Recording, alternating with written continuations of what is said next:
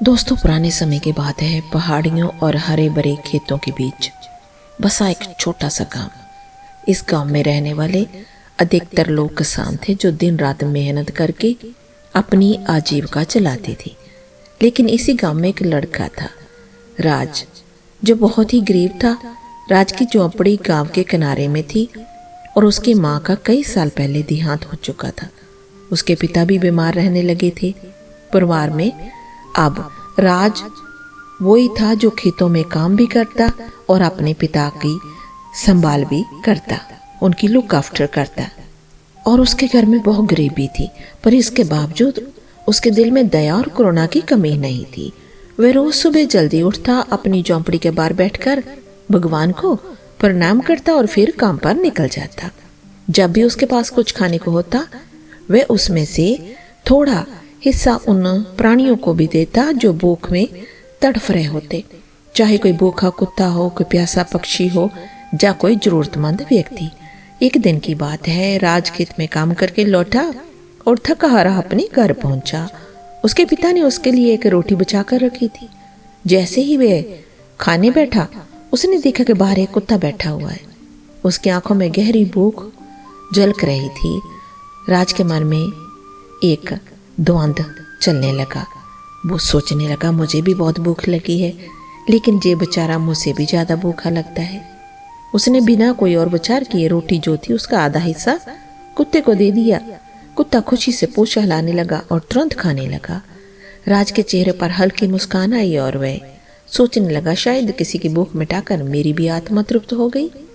राज को जो उसकी ये आदत थी उसके बारे में पूरा गांव जानता था, लेकिन कुछ लोग इस पर हंसते थे और कहते, खुद के पास कुछ नहीं है और दूसरों पर लुटाने में लगा है। क्या मिलेगा तुझे इन भिखारियों को खाना खिलाने से? तेरी गरीबी तो दूर नहीं हो रही। राज इन बातों को सुनकर बस मुस्कुरा देता। अब अपनी वो राह पर चलता जा रहा था। एक दिन जब वह अपने घर के बाहर बैठा था, तभी वहां एक साधु बाबा आए। उनके कपड़े फटे हुए थे, चेहरा थका हुआ था और आंखों में भूख की झलक थी। वे राज की ओर देखे बिना ही धीरे धीरे आगे बढ़ने लगे। राज ने तुरंत उन्हें आवाज दी, बाबा, क्या आप भूखे हैं? साधु कुछ पल के लिए रुके और फिर बोले, हाँ बेटा, कई दिनों से कुछ ढंग से खाया नहीं। राज के घर में उस दिन बस एक ही रोटी थी। उसके पिता भी भूखे थे। राज खुद भी दिन भर की मेहनत के बाद थका हुआ था, लेकिन उसने बिना सोचे अपनी रोटी उठाई और साधु को दे दी। साधु बाबा ने बड़े प्रेम से रोटी खाई और फिर मुस्कुराते हुए बोले, बेटा, तूने जो किया वह साधारण नहीं है। निस्वार्थ सेवा का फल एक दिन जरूर मिलता है। जब समय आएगा तो तू समझ पाएगा कि तेरे कर्म तुझे कहां तक ले जा सकते हैं। इतना कहकर वे वहां से चले गए। राज को इस सेवा से खुशी मिली, लेकिन गांव के कुछ लोग अब भी उसकी निंदा करने से बाज नहीं आते थे। देखा, फिर अपनी रोटी बांट दी। कर्म धर्म सब अपने लिए होते हैं, पहले खुद का पेट भरना सीख। राज को इन बातों से दुख जरूर हुआ, लेकिन उसने अपने मन को शांत किया और सोचा, मैं अच्छा कर्म सिर्फ इसलिए नहीं करता कि मुझे कुछ बदले में मिले, जो इसलिए करता हूँ क्योंकि यही मेरा धर्म है। उसने खुद से एक वचन लिया, चाहे कुछ भी हो, मैं अपने अच्छे कर्म नहीं छोड़ूंगा, जो मिलेगा वही स्वीकार करूंगा। गांव में एक दिन भीषण तूफान आया। हवा इतनी तेज थी कि कई लोगों की झोंपड़ियां गिर गई, खेतों की फसल बर्बाद हो गई और कई गरीब लोगों को भूखा रहना पड़ा। राज की खुद की झोंपड़ी भी बहुत कमजोर थी, लेकिन उसने सबसे पहले दूसरों की मदद करने का फैसला किया। उसने उन बच्चों को अपने घर में शरण दी जिनके घर उड़ चुके थे, और जो थोड़ा बहुत खाना उसके पास था वह सबको उसने बांट दिया। जो देखकर गांव के कुछ भले लोग भी उसकी मदद करने लगे, परंतु अब राज की खुद की हालत और भी खराब हो गई। उसकी मेहनत से कमाया गया अनाज खत्म हो गया, पिता की तबीयत और बिगड़ गई और अब उसके पास कुछ भी बचा नहीं था। उसे लगा, क्या मैं सच में गलत कर रहा हूँ? अगर मैं दूसरों की मदद ना करता तो शायद मेरे पास आज कुछ बचा होता। लेकिन फिर उसने अपने दिल की सुनी और खुद से कहा, नहीं, अगर मुझे भूखा भी रहना पड़ा तो मैं अपना धर्म नहीं छोड़ूंगा। मैं अच्छे कर्म करूंगा, चाहे उसका परिणाम जो भी हो। राज ने अपने आप से जो वचन लिया कि लेकिन वक्त ने उसे जैसे परखने की ठान ली थी। तूफान के बाद उसकी हालत और भी खराब हो गई। उसके पास ना अनाज बचा था, ना पहनने के लिए ढंग के कपड़े। पिता की तबीयत बिगड़ती जा रही थी और काम भी पहले जैसा नहीं मिल रहा था। गांव के कुछ लोग भी उस पर तंज कसते, बोलते, देखा अच्छे कर्म करने का यही नतीजा होता है। दूसरों को खिलाता रहा, अब खुद भूखा मरने की नौबत आ गई। लेकिन राज फिर भी हिम्मत नहीं हारा।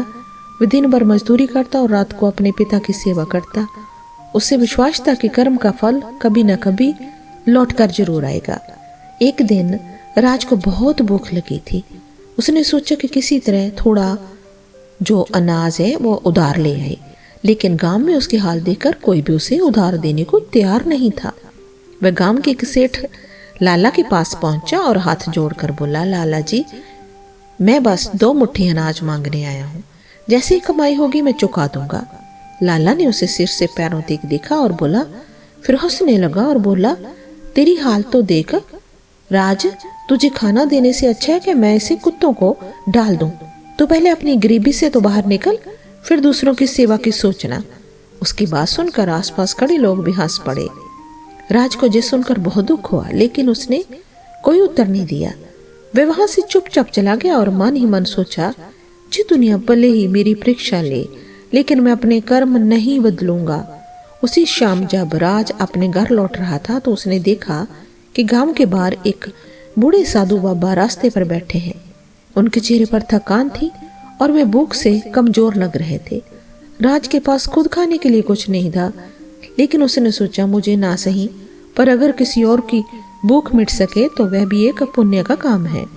उसने पास जाकर विनम्रता से पूछा, बाबा क्या आपको कुछ चाहिए? बाबा ने धीरे से सिर उठाया और कहा, बेटा बहुत दिनों से ठीक से भोजन नहीं किया, अगर थोड़ा सा भी कुछ मिल जाता तो बड़ी कृपा होती। राज ने जड़ से कहा, मैं कुछ इंतजाम करने की कोशिश करता हूँ, आप कृपया मुझे मेरा जहाँ इंतजार करें। लेकिन समस्या ये थी कि उसके पास खुद कुछ नहीं था।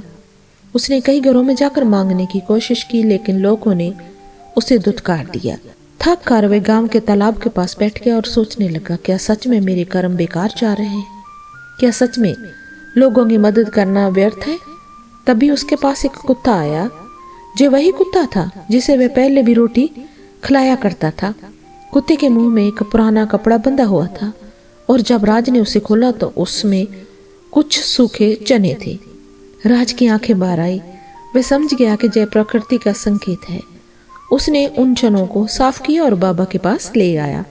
बाबा जी बहुत ज्यादा नहीं है, लेकिन कृपया जी स्वीकार करें। बाबा ने उन चनों को प्रेम सिखाया और मुस्कुराकर बोले, बेटे तेरी परीक्षा समाप्त होने वाली है, ईश्वर तेरे कर्मों का फल देने वाले हैं। कल सूरज उगते ही तेरा भाग्य बदल जाएगा। राज ने बाबा के शब्दों को गंभीरता से नहीं लिया, लेकिन उनके आशीर्वाद से उसे एक अजीब सी शांति जरूर मिली। अगली सुबह गांव में हलचल मची हुई थी। राजा के दरबार से एक विशेष संदेशवाहक गांव में आया था। उसने घोषणा की कि राजा को अपने नए महल के लिए एक ईमानदार व्यक्ति की जरूरत है, जो निस्वार्थ सेवा कर सके और दूसरों की भलाई के लिए काम कर सके। क्या इस गांव में कोई ऐसा व्यक्ति है? गांव वालों ने तुरंत कई अमीर और जो प्रतिष्ठित वे लोगों के नाम सुझाए, लेकिन संदेशवाहक ने सिर हिलाया और कहा, नहीं, राजा को कोई ऐसा चाहिए जो निस्वार्थ सेवा कर सके, जो दूसरों की मदद के लिए खुद भूखा रह सकता है। अब गांव वालों के मन में सिर्फ एक ही नाम आया, राज। एक बुजुर्ग आगे बढ़े और बोले, अगर कोई ऐसा व्यक्ति है तो वह राज ही है। इसने अपनी भूख से ज्यादा दूसरों की भूख की चिंता की है। संदेशवाहक ने राज को बुलवाया। जब वे वहां पहुंचे तो सभी गांव वाले उसकी ओर हैरानी से देखने लगे। क्या सच में ये गरीब लड़का राजा के दरबार में जाएगा? राज को तुरंत राजा के महल में ले जाया गया और वहां उसकी परीक्षा ली गई। राजा ने उसे कई कठिन प्रश्न पूछे और उसके चरित्र की जांच की। जब राजा को ये पता चला कि राज ने भूखे रहकर भी दूसरों की मदद की, तो वो बहुत प्रसन्न हुए, बहुत ही प्रभावित हुए। राजा ने घोषणा की कि राज जैसे व्यक्ति को मैं अपने महल में एक विशेष स्थान देना चाहता हूँ। इसे मेरे निजी सेवक के रूप में नहीं, बल्कि मेरे सलाहकार के रूप में रखा जाएगा। क्योंकि जिसने बिना किसी स्वार्थ के लोगों की सेवा की वही सही मानों में नेतृत्व करने लायक है। राज की आंखों में आंसू आ गए। उसे समझ में आया कि साधु बाबा ने जो कहा था वह सच हो गया। जब ये खबर गांव में पहुंची तो वही लोग जो कभी उसका मजाक उड़ाते थे अब उसकी प्रशंसा कर रहे थे। हमें तो कभी समझ ही नहीं आया कि कर्म का असली अर्थ क्या होता है। राज ने हमें सिखा दिया कि अच्छा कर्म व्यर्थ नहीं जाता। अब गांव के लोग भी दान पुण्य और निस्वार्थ सेवा में विश्वास करने लगे। राज की कहानी पूरे राज्य में प्रसिद्ध होगी और वह राजा का प्रिय सलाहकार बन गया। सो दोस्तों, राज की कहानी हमें ये सिखाती है कि अच्छे कर्म कभी व्यर्थ नहीं जाते। भले ही लोग आपका मजाक उड़ाए, आपको जो नीचा दिखाने की कोशिश करें, लेकिन सच्चे कर्मों का फल समय आने पर अवश्य मिलता है। राज ने अपने जीवन में कई कठिनाइयां झेली, लेकिन उसने कभी अपने सिद्धांतों से समझौता नहीं किया। उसकी मेहनत, सेवा भावना और ईमानदारी ने उसे मजदूर से राजा बना दिया।